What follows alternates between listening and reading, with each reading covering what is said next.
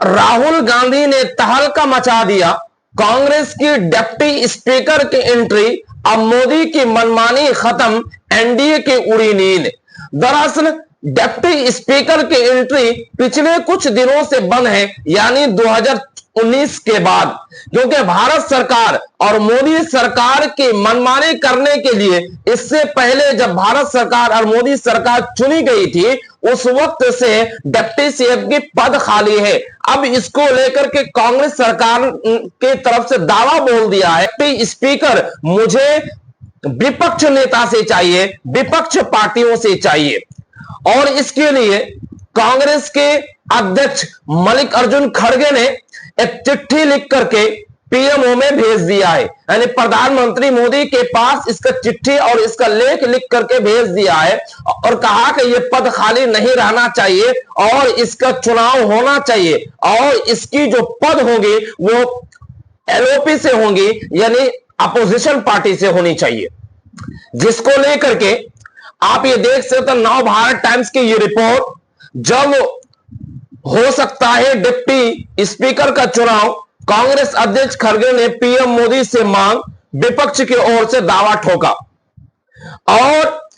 इनकी सबसे पहले आप देखिए कि मल्लिकार्जुन खड़गे जी ने जो लेटर लिखा है, उस लेटर में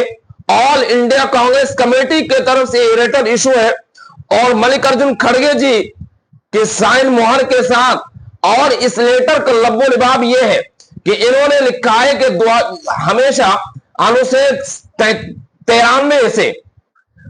डिप्टी स्पीकर की एंट्री होना चाहिए और रहा जाता है। इसके लिए अपोजिशन पार्टी को बातचीत करने का मौका मिलता है, गंभीर बातों को डिस्कशन करने का, कोई बिल पास कराने का, इन सारे मुद्दों पर बातचीत की जाती है। लेकिन 2019 में जब बीजेपी पूर्ण बहुमत के साथ सरकार में आई तो उनके बाद उस पद को खाली छोड़ दिया और इस पद को भरा नहीं गया। लेकिन इस बार जब चुनाव आयोग को लेकर टिप्पणी की जा रही है, कि लेख लिखकर चुनाव आयोग को कटघरे में खड़े कर रहे हैं नेता प्रतिपक्ष राहुल गांधी, तो कांग्रेस पार्टी के अध्यक्ष डिप्टी स्पीकर को लेकर के मांग कर दी। इस स्पीकर का अपोजिशन में फायदा यह होगा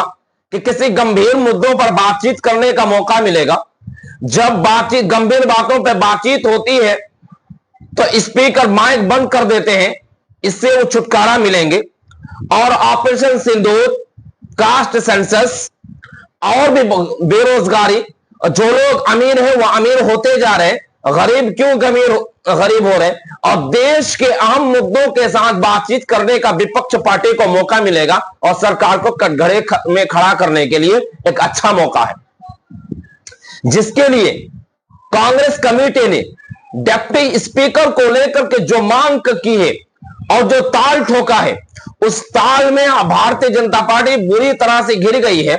और उसकी मनमानी खत्म करने के लिए विपक्ष पार्टी ने एक दावा और एक पॉलिटिकल स्ट्राइक किया है।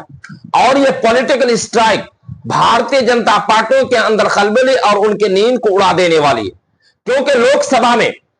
आप जानते हैं कि किस तरह से विपक्ष पार्टियों के माइक बंद कर दी जाती है, विपक्ष पार्टी को बोलने का मौका नहीं दी जाती है। विपक्ष पार्टी जब भी कोई गंभीर मुद्दे को किससे बात करते हैं तो उनके टाइम नहीं दिया जाता है। इन सारे मुद्दों को लेकर के जब डिप्टी स्पीकर विपक्ष पार्टी से रहेंगे और स्पीकर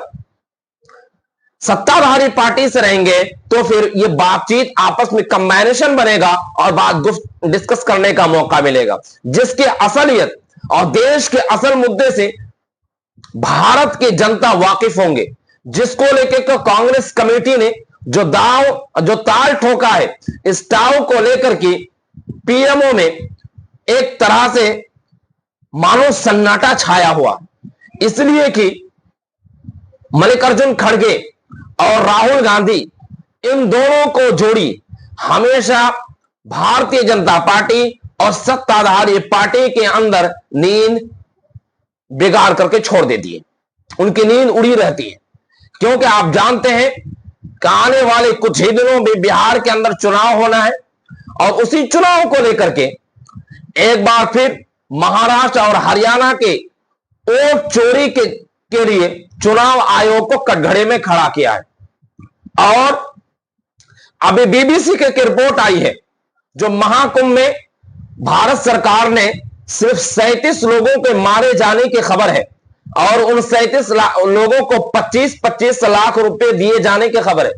लेकिन बीबीसी के रिपोर्ट के मुताबिक उन्होंने 11 राज्यों के